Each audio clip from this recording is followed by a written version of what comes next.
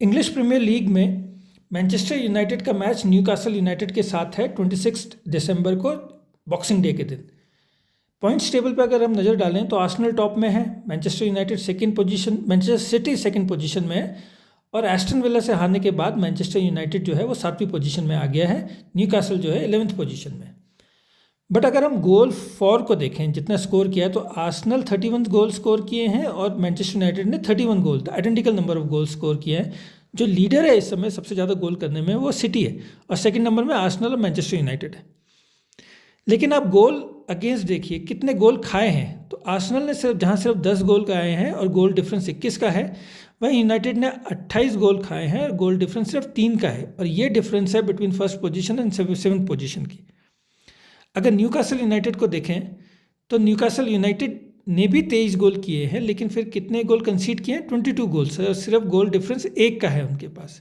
तो ये दोनों की प्रॉब्लम रही है, जहाँ दोनों ने गोल स्कोर भी किए हैं लेकिन दोनों ने गोल खाए भी हैं।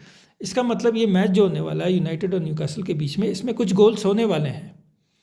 अब यूनाइटेड को अगर हम देखें तो रूबन एमोरिम के अंडर में ये जो उनके कोच हैं, they have stopped United from losing as much this season. तो इतने हार नहीं हुई है यूनाइटेड की इस सीज़न में। लास्ट 11 प्रीमियर लीग मैचेस जो हुए हैं उसमें से सिर्फ 2 हारे हैं यूनाइटेड, एक एवर्टन के अगेंस्ट हारे हैं और एक एस्टन विला के अगेंस्ट हारे हैं, और अपने चिर प्रतिद्वंदी लिवरपूल को उन्होंने हराया है। जो लास्ट मैच उन्होंने एस्टन विला के अगेंस्ट हारा है वो 1-2 से हारा है, लेकिन यूनाइटेड ने बड़ा एंटरटेनिंग एंड अटैकिंग गेम खेला था इस मैच में भी, जहां उनके 57% ऑफ द पोजीशन थी। 15 उन्होंने शॉट टारगेट गोल में मारे थे, जिसमें से 6 शॉट जो थे वो टारगेट में थे। अगर इस मैच में हम न्यूकासल की प्रॉब्लम की बात करें तो उनका जो स्ट्रॉन्ग मिडफील्डर है, सबसे बढ़िया मिडफील्डर ब्रूनो फर्नांडिस, वो इंजर्ड है, तो वो इस मैच से बाहर हो गए। कुछ players Africa cup of Nations में भी चले गए, इसने भी उनकी प्रॉब्लम्स जो हैं बढ़ाई है। जो प्लेयर टू वॉच है वो मेसन माउंट है। उन्होंने स्कोर किया है पिछले जो उनकी विन्स थी वुल्फ के अगेंस्ट एंड क्रिस्टल पैलेस के अगेंस्ट, और he is likely to take over set pieces duty. जो कॉर्नर से जो किक्स होती हैं या फिर जो फ्री किक्स होती हैं वो लगता है कि मेसन माउंट ही लेंगे, क्योंकि पहले ब्रूनो फर्नांडिस लेते थे, पर वो है नहीं इस मैच के लिए।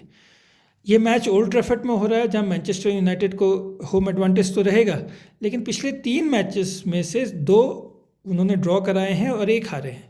तो रीसेंट रिकॉर्ड जो उनका है घर पे वो बहुत अच्छा नहीं रहा है।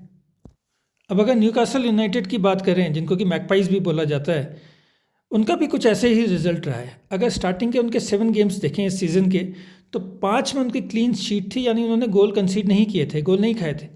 लेकिन बाद के जो बचे हुए 10 गेम हैं प्रीमियर लीग के, उसमें उन्होंने 17 गोल खा दिए हैं, और एक में भी ऐसा नहीं था जिसमें उन्होंने एक भी गोल ना खाया हो। हर मैच में उन्होंने एक ना एक गोल जरूर खाया।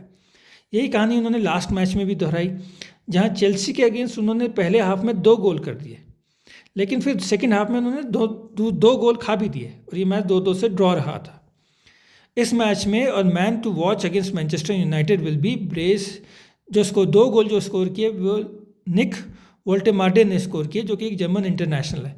तो ये प्लेयर होंगे जो कि इस मैच में भी, जिन पे भी आप नज़र रखिएगा। अगर रेड डेविल्स और मैगपाइस के बीच में हेड टू हेड देखा जाए तो पिछले 6 मीटिंग्स में से 5 मीटिंग जो है वो मैगपाइस ने जीती है, यानी न्यूकासल यूनाइटेड ने जीती है। और लास्ट मैच में तो मैगपाई ने, जो कि मार्च में हुआ था इस साल, 4-1 से जीता था और रेड डेविल्स को हराया था। Thank you.